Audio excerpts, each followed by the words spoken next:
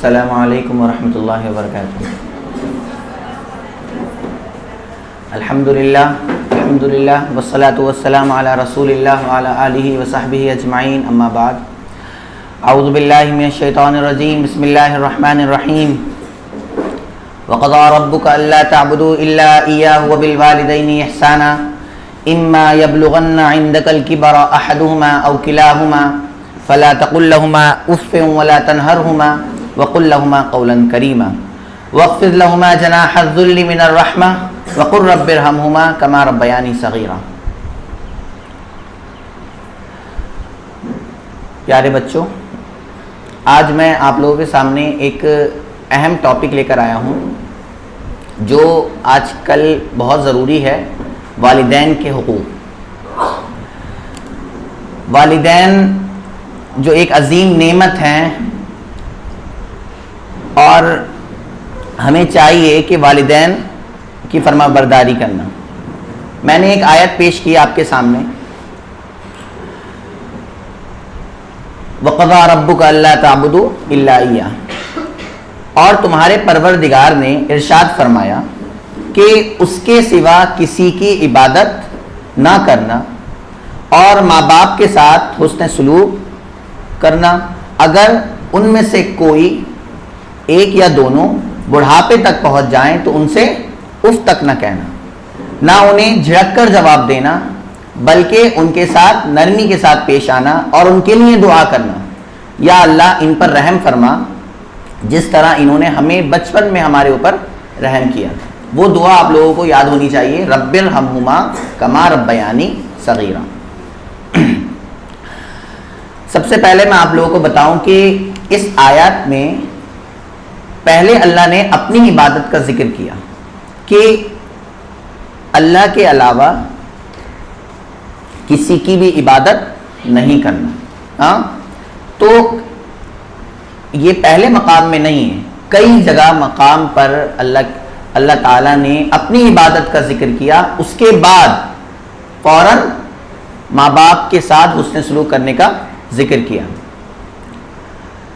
اچھا، اس میں آپ لوگوں کو میں ایک چیز بتاؤں کہ یہ ذکر کیا کہ بڑھاپے تک پہنچ جائیں تب ان سے اف تک نہ کرو، تو کیا جوانی میں ان سے اف کہنا ہے؟ سوال پیدا ہوتا ہے۔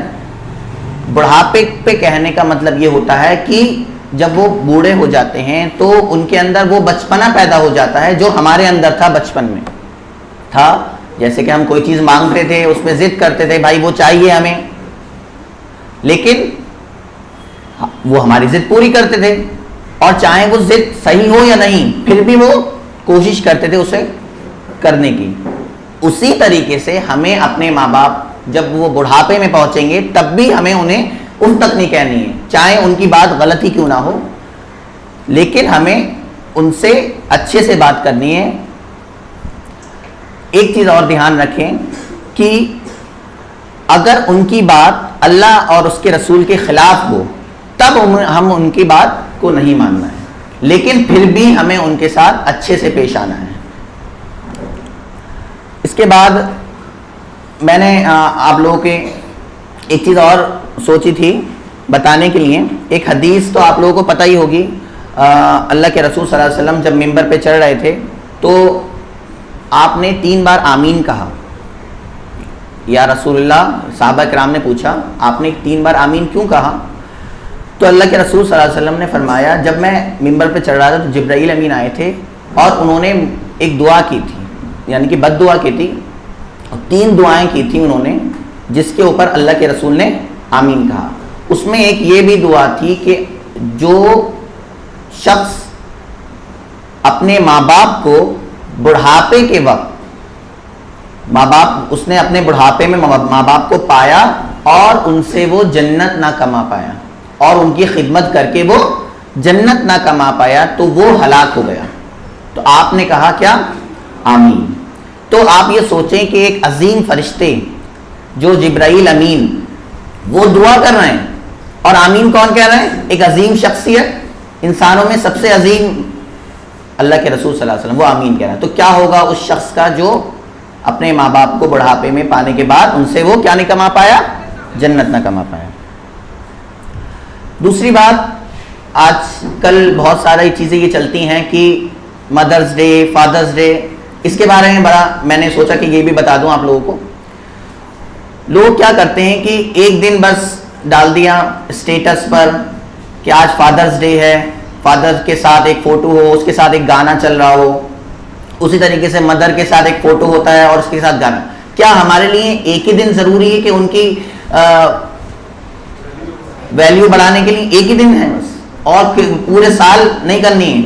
اور دوسری بات یہ کہ انسان یہ سوچتا ہے، بچے یہ سوچتے ہیں کہ بھائی ہم بڑا اچھا کام کر رہے ہیں، لیکن وہ گناہ میں بھی شامل ہو رہا ہے. کیسے گناہ میں شامل ہو رہا ہے؟ اس اسٹیٹس کو لگانے کے بعد وہ گانا چل رہا ہے، گانا چلتا ہے، اور گانا سب کو پتا ہے کہ سننا جائز نہیں ہے.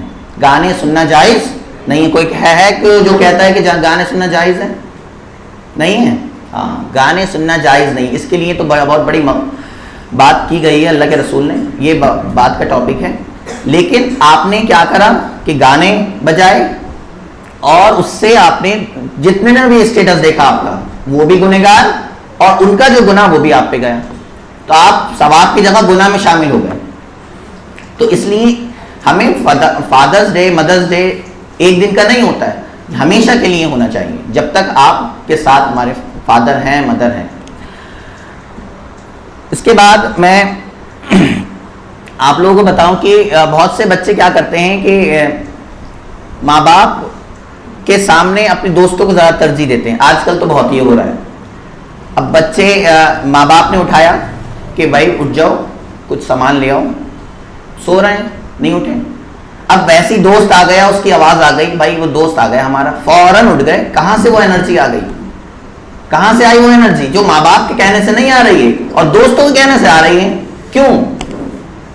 تو آپ لوگ اس چیز کا دھیان رکھیں گے کہ وہ انرجی ماں باپ کے لیے ہونی چاہیے، نہ کہ دوستوں کے لیے ہونی چاہیے. میں لاسٹ میں کچھ قسم کی اولادوں کے بارے میں بتا کر بات ختم کروں گا. 4 قسم کی اولادیں ہوتی ہیں، 4 قسم کی، اور ہو سکتا ہے 5ویں قسم کی بھی ہو. لیکن میں نے جو آبزرو کیا، پہلی نافرمان، جو کھلی نافرمانی کرے، مجھے بات ماننی نہیں ہے، یہ کہہ دیا نہیں کرنا ہے. دوسری، بات مانتی تو ہے لیکن کیا کرتی ہے؟ احسان جتا دیا، میں نے وہ بات مانی تھی آپ کی، میں نے وہ کیا تھا آپ کے ساتھ، سب کرنا ختم. یا اف کہہ دیا، اب کوئی نہ کوئی بات کہی ماں باپ نے، ارے نہیں کر رہے ہیں، اس طریقے سے، تو سارا ثواب ختم. تیسری ٹائپ کی اولاد، جو بات مانتی ہے، کہہ دیا کر لیا، نہیں کہا نہیں کیا. چوتھی ٹائپ کی اولاد جو میں آپ کو بتاؤں، جو کہنے سے پہلے کام کر دے. جیسی ماں باپ کا حکم آنے سے پہلے انہوں نے سوچا کہ دیکھیں کہ کیا حکم دینے والے ہیں، اور پہلے ہی ہم نے وہ کام کر دیا ہو. تو اب آپ لوگ سوچیں کہ آپ کو کون سی والی اولاد بننا ہے. کون سی والی اولاد بننا ہے سب کو؟ چلیے الحمدللہ. اللہ تعالی ہمیں قرآن و سنت پر عمل کرنے کی توفیق عطا فرمائے. اللہ تعالی ہمیں ماں باپ کی خدمت کرنے کی توفیق عطا فرمائے. آمین. وآخر دعوانا الحمدللہ.